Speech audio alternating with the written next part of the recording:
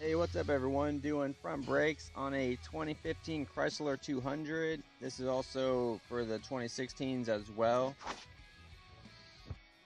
So first thing we're going to do is get the wheel off, and these are a 19 millimeter, and just keep in mind that these are studs. These are like the type that go into the rim. So yeah, first we got to take off these caliper bolts. That's 14 millimeter top and bottom. Go ahead and get my bottom one off first, just the one I like to start with. Set these bolts aside, need them later. Okay, get the top one off, and then we could just wiggle this caliper off. And then I'm going to gently lay it over the control arm up here. That way it'll be out the way. Try to do it a little more gentle than I did. It'll be out the way and it won't be stressed out. Alright, then we could get these pads out. You may notice that they're in kind of tight with these little hardware sets. When you take them out, just try to wiggle them out and be gentle so you don't bend those. Go ahead and get my other one out. Yeah, just gently wiggle them out, pull them up. Alright, so I'm going to be taking my caliper bracket off because I'm going to resurface the rotor. Come back here. If you look at these caliper bracket bolts, they're not your average bolt. They're like an outward hex or torque type bolt. If you have a giant set of these inverted TORX sockets, you could probably get it on there. I don't. I just have this regular size one. So I'm going to use my 16 millimeter 12-point wrench. And it just happens to fit on there fine, and I'm able to get them loose.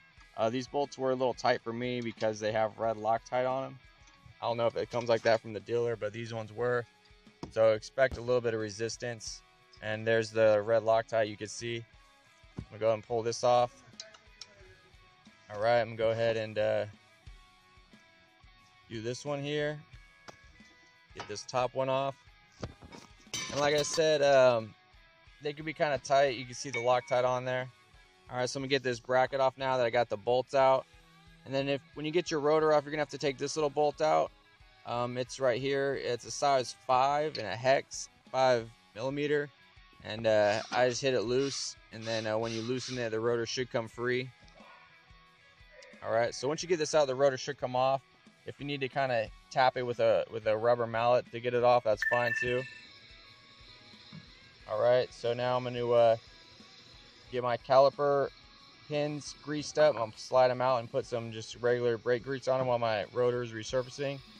So I put some grease on it, and I'm going to put this back in. And I'm going to do this.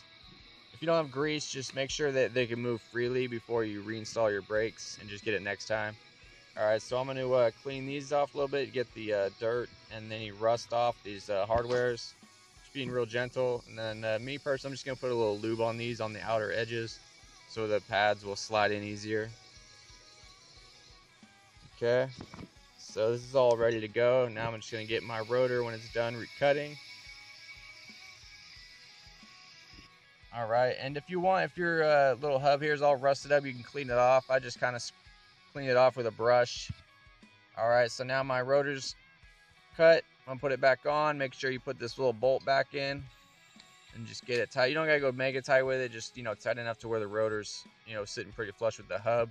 These bolts, I'm going to go ahead and get the Loctite out of the threads because they could make it difficult to put them back in. So I got the Loctite off of them. If you have red Loctite, go ahead and put some more on if you want. I'm just going to leave it off for now. And I'm going to go ahead and tighten these back down. These, again, I'm using my 16 millimeter wrench with the 12-point style. Put my pads in. This side goes in the inside, and the sensor is on the edge there. I'll put this one in on the inside. And when you bring these pads in, just try to put them right in there where it's kind of square, and just slide it in that part, and then slide the top in, and then push it in.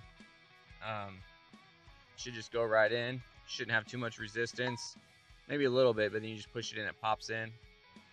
Alright, and then we're going to depress the piston. I just pressed it in, made sure it's pushed in so I could have room to put it on my my pads here. And I'll put my caliper bolts in. I'm going to go ahead and tighten these down. Okay, got these nice and tight, and that's it. So make sure all your bolts are tight, double check them all. Make sure your brake line's not twisted or kinked. And hope you like my video. Please like, comment, and subscribe. And I'll see you next video.